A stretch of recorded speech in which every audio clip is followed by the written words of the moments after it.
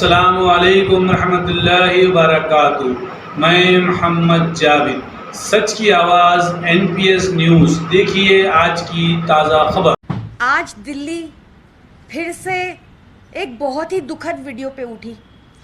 आप सबने देखा होगा कि कैसे निखिल चौहान, एक युवा, उसकी कल शाम को यूनिवर्सिटी के अंदर घुसकर साउथ कैंपस में हत्या कर दी गई।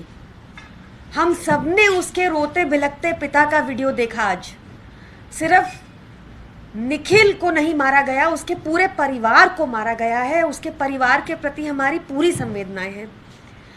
पर ये बार बार दिल्ली में ऐसा क्यों हो रहा है कि कहीं टायर के नीचे, कार के टायर के नीचे एक युवती को घसीटा जाता है 12 किलोमीटर तक, कि कहीं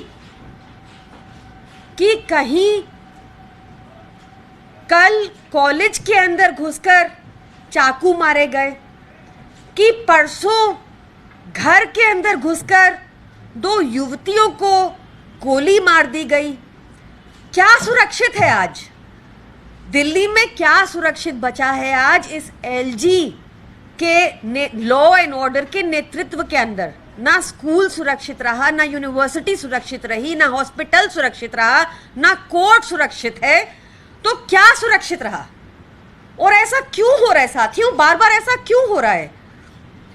क्योंकि केंद्र में एक